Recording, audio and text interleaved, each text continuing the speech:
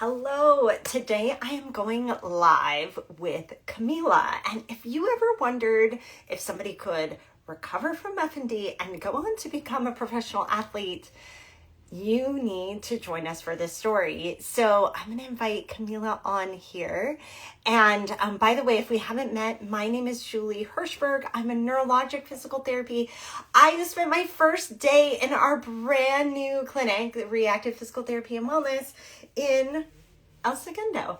And I actually had Kamila join me yesterday there as well. So I'm going to add Kamila in, and I'm so excited for you to meet her and hear her story. Kamila, and awesome. Thanks so much for joining us. Hey, Beth, and Mark is here. Awesome. And yay, Kamila, hi. Hi. Oh, I've been so excited about this all day. And I know we got to chat yesterday and you got to see our new clinic getting moved in, but today we got to see people and it was so exciting. Um, Wow. we yeah, like we probably had maybe like 50 people come through today. So it was 50, very exciting. 50 Yes, patients, 50 clients. yes. Wow. Wow. Yeah. Amazing. Congratulations. Yeah, it was really exciting. But I've been thinking about this all day, and particularly this whole month is Functional Neurologic Disorders Awareness Month, and I feel like oh wait, you got the reactive on too. Yay! Yep, I Uh, got my swag you on. got your swag. Oh my gosh, that makes me so happy. So you and I both have some similar missions to spread awareness of brain, body, mind, body interface and disorders like functional neurologic disorder and chronic pain, and how so many things can come into play with those. And we announced last week that we are sponsoring you as a professional athlete.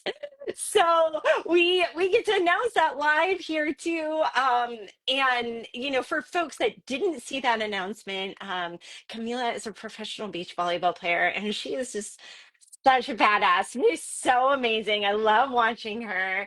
And I'm such a huge fan on that standpoint. But we actually connected before that. I know beach volleyball is part of my life because of my daughter, but we connected over your story. And you had a very, very brief interaction at Reactive as well. So all pieces of your story. And for people that are joining us, by the way, who don't know what functional neurologic disorder is, or FND, we say a lot. I just want to give the briefest explanation, because that's part of the awareness month, is to educate the world about what this is. And a functional neurologic disorder really is actually what it says in the name. It's when there is a disorder of functioning in the nervous system or connections between different parts of the nervous system. What's important about that is it doesn't show up on imaging, right? So the functioning, the connecting parts in the nervous system, you do a static MRI, you don't see all of that electrical activity. Now you can see it on a functional MRI. You can see some of these connections gone awry on other research-based ways, but not in the general public. We're not seeing that. And so it can be a really confusing disorder to people. It has this history of being called conversion disorder or hysteria and things that are frankly untrue. So it has this history. There's a lot of stigma around it, and a lot of myths around it as well. So I'm really excited that we get to talk about those things, as well as your story, Yes. Camila. So, Yes. yeah, so I'd love for you to, first share a little bit about who you are, but also your story. I think people really want to know what happened for you. Yeah. Yeah, absolutely.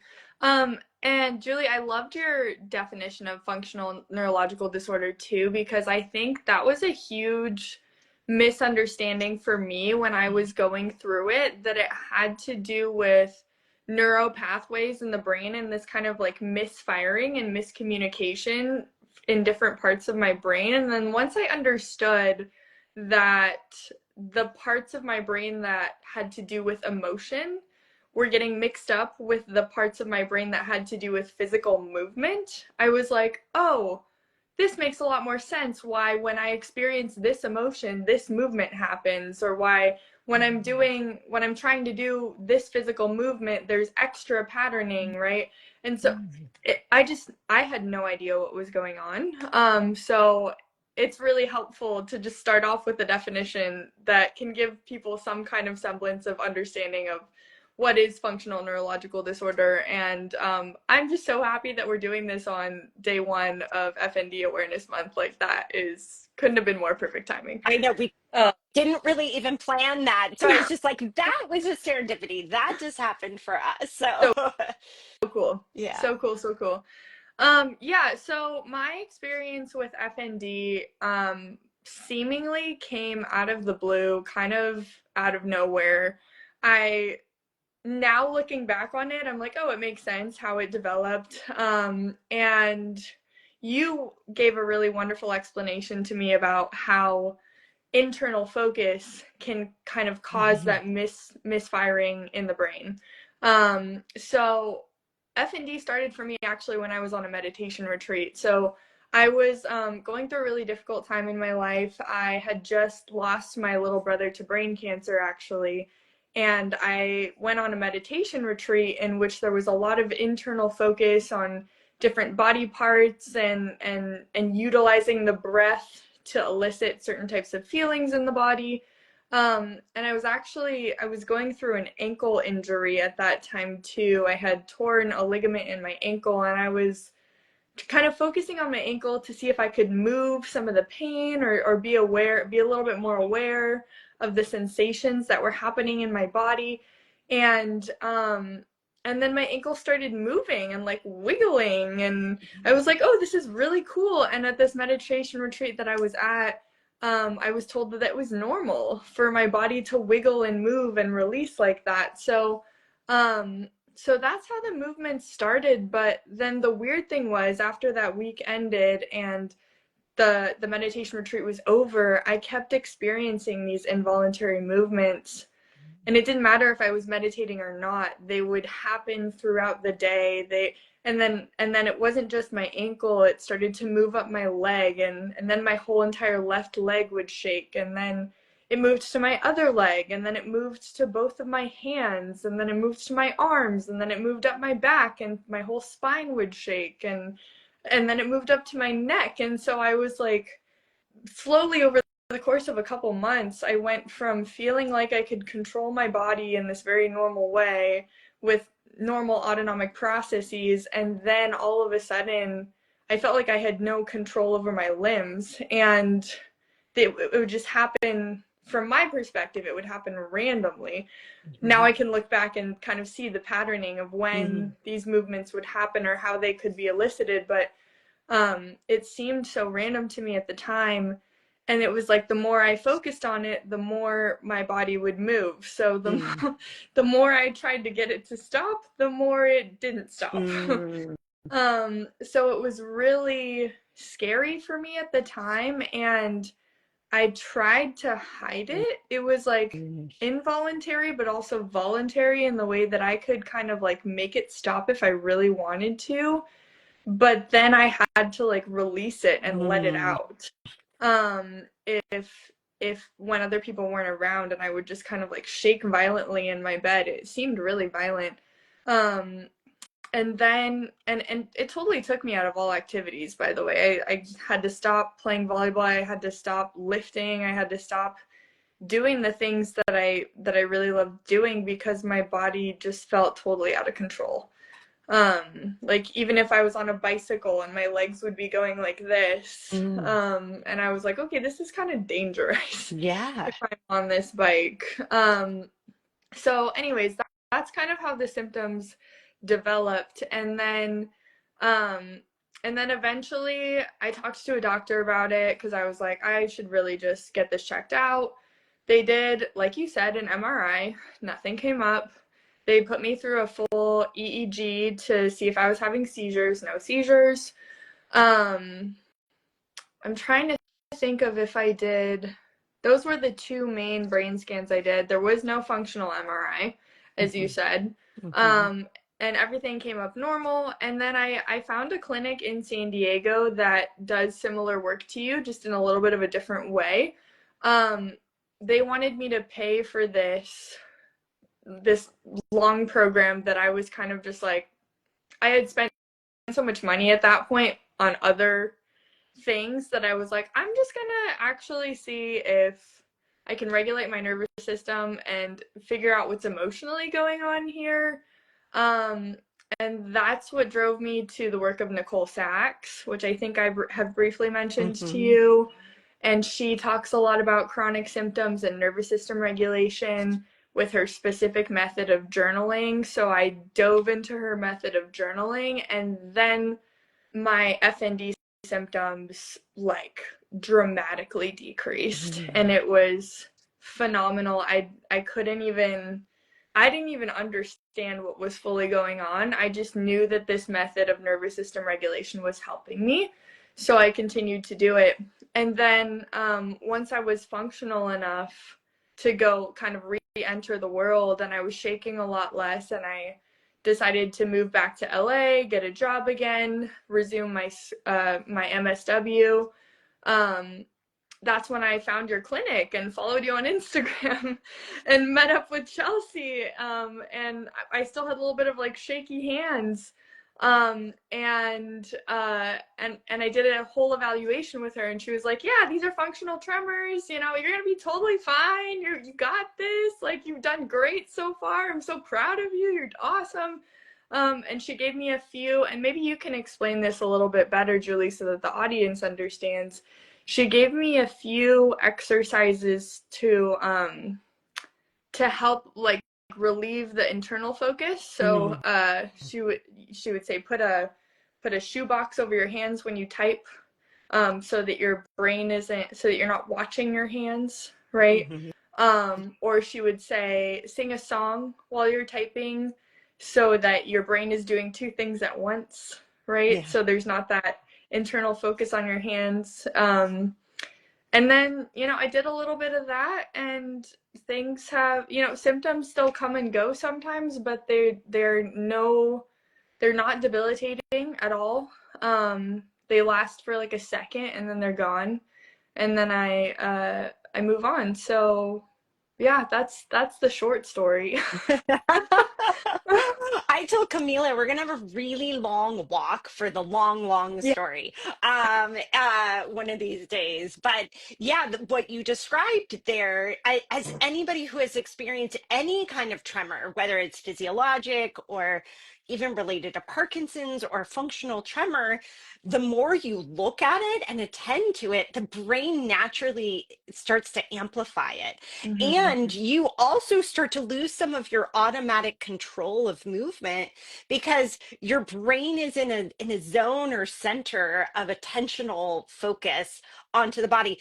Which is just not how we're programmed to move. Like, if you played volleyball and had to think about every muscle contraction, like, you would never touch the ball, right? Like, your automatic movement comes when you are focused on a goal task, right? But it's when you have tremor, it's really hard to bring that attention away because it's like, but I can't type or I can't eat or I can't do anything, right? And Yeah. so those are like a couple of things. And by the way, like, you only needed one session, that like you didn't need a lot because you had already done so much of the work on your own. You brilliantly had really figured out what your brain and body needed, Yeah. to and I wish it was that simple for everyone.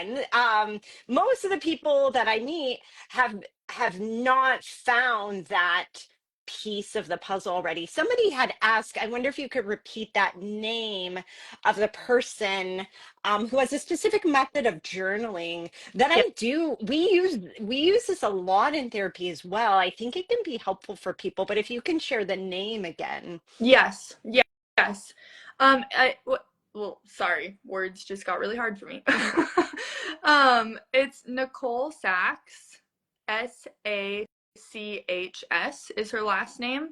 She's a licensed clinical social worker, and I'm also an associate clinical social worker, and I'm actually doing her training right now so that I can help people use this specific method in therapy too.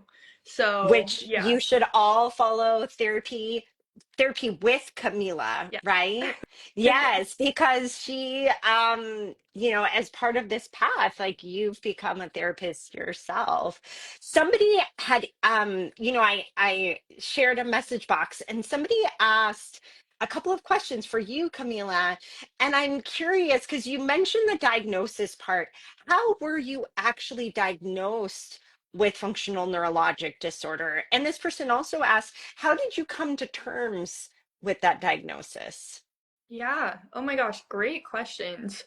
I had to, it was the clinic in San Diego that I mentioned, Okay. where, shoot, he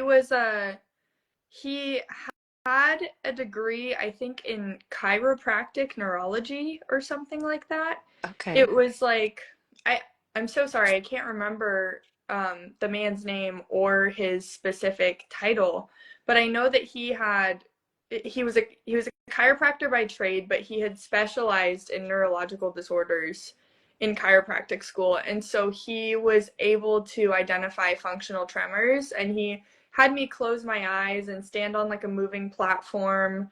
And he analyzed the way that my body was moving autonomically.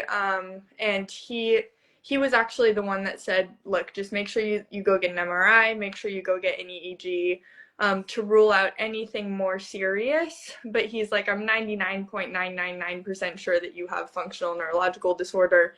And it's a matter of brain retraining and regulating your nervous system that's going to get you out of this. So he, amazing person, really nice man. I decided that spending 6 months in San Diego was not in my timeline. Mhm. And so I was like, I'm gonna go try to figure this out on my own. And like you said, Julie, I had done a lot of inner work, and I'm I was fortunate to be at a point in my life where I already went through an eating disorder. I already went through some serious trauma. I knew how to do that deeper work, and I kind of recognized this FND as like just another way that my body was trying to express Mhm. deep um deep stored emotions. And so I was like, all right, I got to do the work again. And then once I did it, the symptoms dropped off. Mhm. Um, so I mean, it would have been nice if I found your clinic sooner. Because the process probably would have been. It took me probably like a year and a half to go Mm. from like the peak of my symptoms um to like where I am now, where I just I don't even think about it. Mhm. Um, but but in the grand scheme of things, it felt pretty fast because I had done the work before. All that to say is, how did I come to terms with the diagnosis? I, as soon as I understood what was going on inside of my brain, because I am an associate clinical, I'm a therapist, and I understand brain patterning and certain neurological processes. I was like, oh, I got this. Yeah. This is gonna be okay, because I had rewired my brain before when I recovered from an eating disorder. So I was like, oh, this is just kind of like similar. It's just somehow my body's moving instead of I'm obsessing about food and exercise. Mm. So there was a little bit of similarity there in how I approached the problem. Um, and it was easy for me to accept because I knew there wasn't anything wrong with me, right? Like I think that so many people attach stigma to these disorders that there's something inherently wrong with your brain or like wrong with you, that you're Right. experiencing such severe and scary symptoms or like scary thought patterns. And there's absolutely nothing wrong with you. It's just like your nervous system has gone a little haywire to try to protect you. Um, and you just need to find a sense of like safety and equilibrium again and like explore that in your life. And that's very doable once you know that it's that you're gonna be okay. Yeah. Right? Yeah. Yeah, yeah, what a message there. And I think so many people that I've talked to, because of their medical experiences, it sounds like you kind of had some of these positive medical experiences.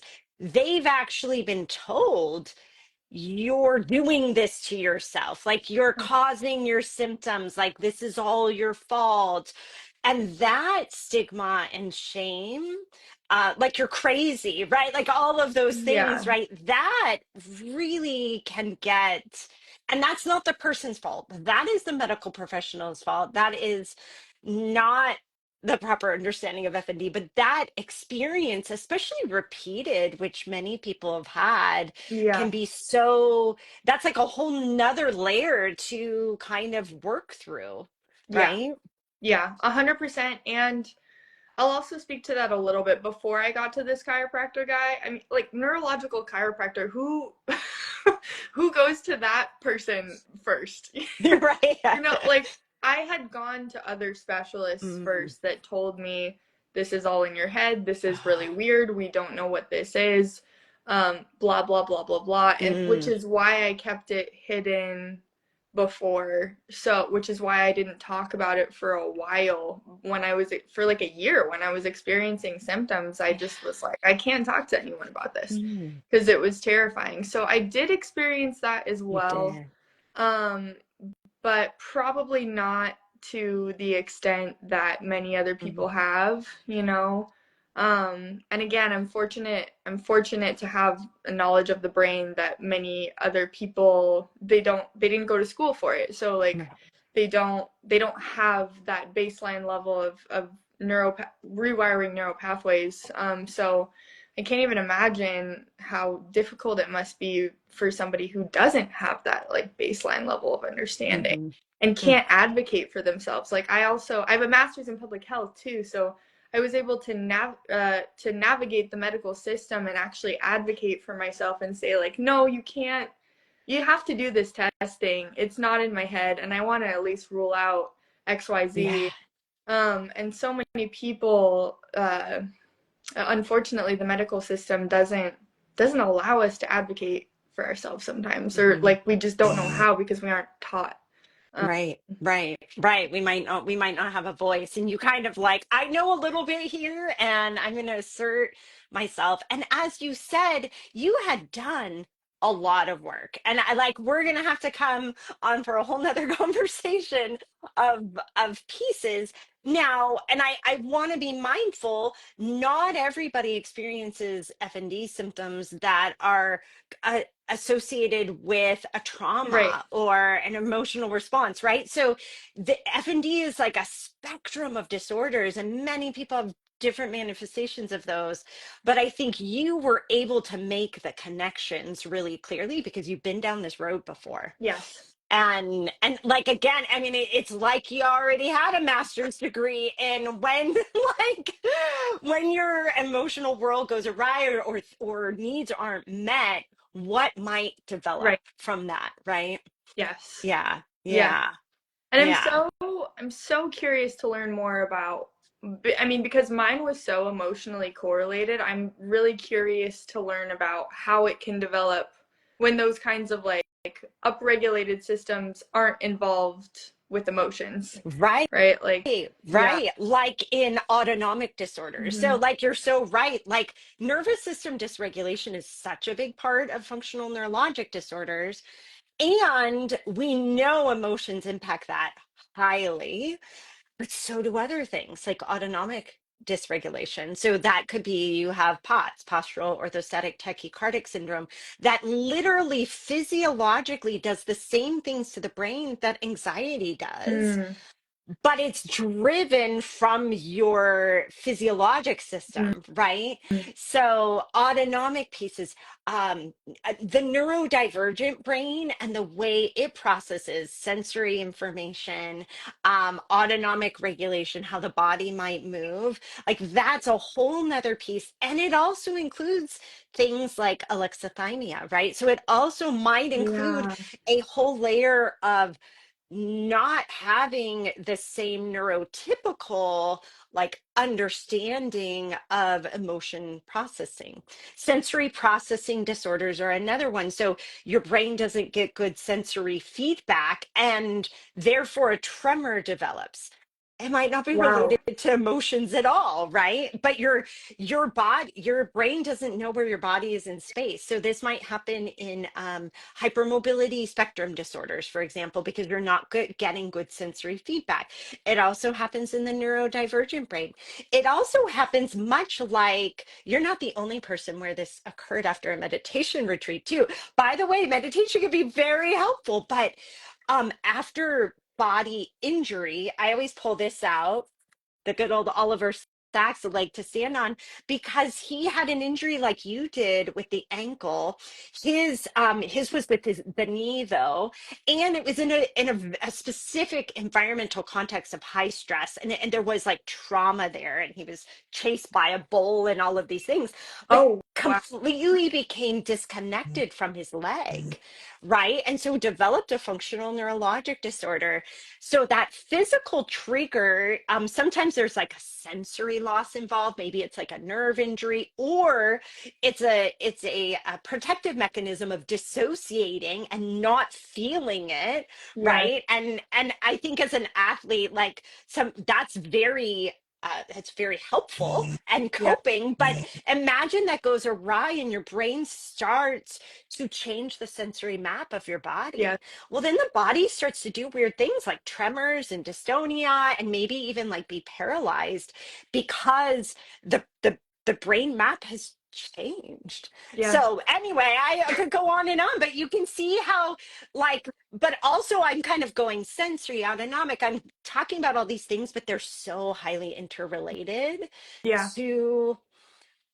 to emotions too, right? So like you could have different kind of instigators of it, or things that you uncover, and it's more like your like I don't know, I think of it like glitter slime, yeah. where it's just like you find one color of like the multicolored glitter and then there's like 600 more underneath. um Yeah, it's so always layers. I find it's always layers yeah. because with certain symptoms too, I've had symptoms ping pong around my body, and it's like Mhm. I'll uncover the meaning behind, what protective mechanism one symptom is serving, and then another symptom will start, and there's another layer to peel back, and it's really fascinating. I've found the theme, like you said, there was like this protective nature for him to be disconnected from his leg, right? And like paralysis is like the epitome of that. Like Mhm. that protective, like, oh, let's just shut the whole body down so we can't face, like, you literally can't face your life if you're paralyzed. Right. So like, wow, I mean the brain, I mean the evolution of the brain is phenomenal in its ability to protect us, but then it's kind of like maladaptive, can be maladaptive, and so we have to like figure out how to retrain ourselves to be okay with those stressors in life, to let ourselves know that we're okay. Like we don't have to have these protective symptoms that actually hinder us in certain ways, Right. right? I just find it so fascinating how it can be so many different reasons behind why somebody might develop these symptoms, and also everybody's story is different, and everybody's journey up until the point where they start experiencing symptoms is different. And like, what a fascinating puzzle, and how amazing that you understand all of it. I mean, I can't say that I do, but when you talk about it like that, I go like, I feel like I have like hard eyes because I'm just like, that's what I love about it. There's no two people the same. It's really like digging in and figuring out. And as a physical therapist, I feel like I can get one piece of it, and then I love working with our psychology team and people like you to like help figure out a piece, and our occupational therapists to help figure out a piece, and a speech therapy. Like we're all kind of trying to put like a puzzle together, right? Mhm. Not that people and their symptoms are puzzles to solve, but the person that brings the most information, this is why I love talking to you, Kamila, is you. It's the person with the symptoms. Like you can come and you said, I've noticed this, right? Like I see this pattern. Like, can you help me figure this out? Right. And that's where I'm just like, yes. Or you come and say, I can't figure this out, but I know that this, and this. Like I know bright lights do this, and I know like I can't feel my foot. And then we can kind of put the pieces together and figure it out. Yeah. That's like don't know that I'll ever retire, right? Because I just love this so much. I just love this so much. Um, So cool. and it was such a big piece. I wanted one of the other questions. This person had Soulfully Sam, by the way, asked these beautiful questions. She also asked, what is a message of hope you would give to those who are newly diagnosed, Camila? Oh, Soulfully Sam. I love that. That's a beautiful Instagram name. Um, a message of hope I would give to people that are newly diagnosed. I mean, I said something really similar to this earlier, but nothing is wrong with your brain. Like you can there's nothing so what's so beautiful about like a functional neurological disorder is you can retrain your brain to move more to fire those signals more efficiently and more effectively and properly again. And I've experienced that firsthand. Like it sometimes I'll get a little wiggle here and there. I'll be like, oh, there it was. But I don't focus on it the way that I used to. I don't get scared of it because I know if I focus on it more, it could get worse. And I'll just be like, oh, there she is again, like trying to protect me from blah, blah, blah. And it's like, that's cute, but like, I don't need you. Thank you and bye. um, so there's just so much hope in knowing that there are protocols. Like Julie said, she has in her clinic, you have physical therapy, you have occupational therapy, you have psychology, you have so much information about how to recover, and there's so much hope for recovery with a functional neurological disorder that maybe doesn't apply to other types of brain disorders, right? So it's like it's this beautiful avenue for hope. And also there's a ton of emerging brain science out there about these types of disorders, and like we're learning so much more. It's such an exciting time to be in the field of mental health and brain health because we're learning how to beat this stuff, right? And it's like it's totally possible. Like I would consider myself fully recovered from this. I don't experience even like tiny little symptoms. I don't even experience them as scary or hindering my life in any way. And to me that means that I'm recovered, you know. I can go out and play beach volleyball on a professional level. So like if there's any hope that like somebody else can do it, you totally can as well. Yeah, yeah. And and I really want to highlight like what you're doing now, which by the way, like we see a lot of athletes who develop F&D. I actually don't think it's surprising in the athlete brain that like an injury or any sort of event might develop into F&D because it's your livelihood, it's your life, you love to move your body, and all of a sudden maybe you can't. Maybe even some of your training is kind of internally focused, so you're kind of Oh yeah. used to like, ooh, I hurt my knee, let me just like squeeze my glutes and do this and do that, Yep. right? Like And you kind of naturally go there, and your brain's going to even be more protective of you because your identity and maybe livelihood is in your body, right? So we work with a lot of professional athletes and college athletes, and it's not surprising. And they also have the neuroplasticity and like the brain like moldability to fully recover. Like I would say a lot of folks we see really, really improve and get back fully. I want to use the line that you said. I want to like put it up on the wall, like, thank you and goodbye to this little symptom. Like, thanks for trying to protect me and goodbye. Like, we hear that from other athletes. Too. And I think it's important, things like the twisties, the yips, right? Like you hear of these things in professional athletes who become really highly practiced. Yeah. Sometimes it even happens as a part of the sport. That's a functional neurologic disorder. And most people like can really move on and get through it.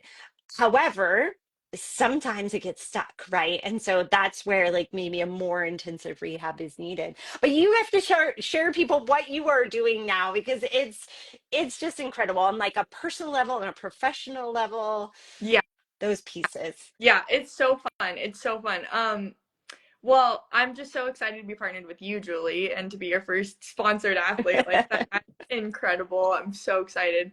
I'm playing on the international and domestic pro beach volleyball tours. So that would be the FIVB, which is the Federation Internationale for beach volleyball, and then there's the AVP, which is American Volleyball Professionals. So I'll be playing on both of those tours this summer and a little bit later into the year as well. I'm going to Thailand next week to compete in an FIVB, so I'll be wearing my Re+active temporary tattoos and my shirt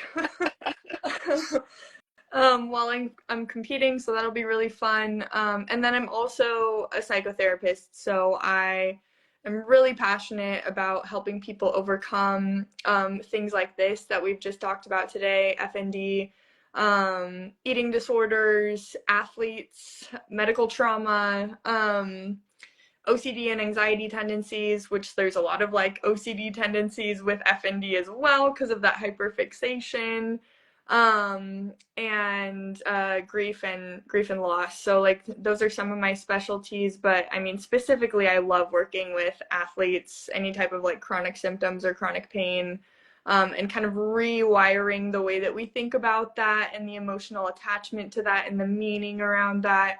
And then eating disorders I'm really, really passionate about as well, because all of these things are overcomable if we're willing to do the work. And I'm just so grateful that I get to be a part of healing and change and positive change in somebody's life. So yeah, that's me. Athlete, Yeah. therapist. doing it all, and like just an incredible athlete and just a beautiful soul. I just have to tell people we sat down to have coffee just to talk about working in this field, and Kamila was starting, and by the way she's in Hermosa Beach, so if you're local, this would be such a great resource for you. But we weren't talking about, like, I've never thought about reactive sponsoring an athlete. Like it was just not anywhere in my mind at all. And we were just talking, and Kimberly was I was like, how do you do all of these things? Like you're traveling internationally. And she was like, well, actually I'm looking for sponsors. And I was just like, oh yes, like I was almost immediately that second going, we're gonna figure out, I don't even know how this works. Like this isn't my territory, but we're gonna figure this out um because of such a shared mission. Yeah. And I've just never really felt that with any I mean my fellow colleagues, yes, but at this level, Camila, I feel so lucky that we get to collaborate and really like spread the word through your endeavors as an athlete, and as a human, as well. I feel really, really lucky to do that. And we're so excited. I was like already watching you play all of the time because I at my house beach volleyball is on 24/7. We watch every FIVB tour. We watch all the professional events. So if you're local, by the way, it's in May in Huntington Beach is I think the first one, right? Yeah, that's the first domestic pro event. There's a couple we should create like a graphic so that people can Yes. come out and see the events if they want. Because there's gonna be a bunch in the big ones are the Manhattan Beach Open though, which happens I believe in In August. The August. Huntington Beach Open is the one that's happening in May. And yeah, I'm excited to see how far I can take She's it. But crushing it. Camila played in New Zealand just a couple weeks ago, and first FIVB, and like was you almost missed your flight because you were on the podium taking yeah. second place, which surprised you maybe because your flight was very soon after that. I did But you're not think I was gonna make it to the finals. Literally horrible decision to schedule my flight that close to the yeah, that not gonna make that mistake again. no, because now you are good. You and your partner are stellar. So people, well, I'll share every match that you're playing so people can follow you, watch if you're playing, throughout the world or across the U.S. So you can meet Camila in person, but she's phenomenal. Yeah. And Yeah, yeah. I would love to meet you guys too. Yeah, come up, say hi, tell me that you found me through Reactive, whatever. I'm happy to meet people at my events too. That'd be fun. Yeah, and follow Camila. So she's chameleonaire, right? And also therapy with Camila. And you should follow her because also I've been following you for a really long time, and you just share such great messages. You're really honest with your own story, and I think it's hopeful for people, but also very real. We hide a lot of this stuff. There's shame about these things, and Yeah. I think it's, all of us do. And I think it's really important. I really value your openness about your Thank story. you. Thank Yeah. you. Yeah, I mean, it really started, and we can talk about this another time too, because I know eating disorders are prevalent in our community Yes. as well. But um, I started being open with my eating disorder, and that when I was going through that back in Mm. college, and really it just came to my attention that the more you open up about this stuff, just like the more support pours in and the more community Mm. rallies around Mm. you, and then stigma starts to die, right? And that's like, I mean, as a collective, all I want is for people to know about these things so that they know that they're not alone and that there's help Mhm. available for them and that they deserve to heal, right? I Yeah. mean, Yeah. there's so much heaviness in not understanding why something is happening to you and then thinking that you don't deserve recovery because you're like, how is it even possible? But you deserve it. It's possible. There's hope. And there's so many people that want to love on you. So if I could just like throw that out there as a bunch of word vomit, like, That should be yeah. on the back of our shirt. You deserve it. You deserve the support and the love. So I'm just like in tears, Camila. So thank you so very much. I think this is such a hopeful story to share on the first day of FND Awareness Month, but also our first live as collaborators too. So thank you so much for this. I'm Yeah. excited to watch you play in Thailand next week. We'll be cheering you on and can't wait for many more. Yes. Thank you so much, Julie, for your time. Thanks for everyone that tuned in, and thanks for the questions. I Um, know, great yeah, questions. such good questions, and can't wait to do it Yeah, again. sounds good. Thanks, Camila. Bye. Bye.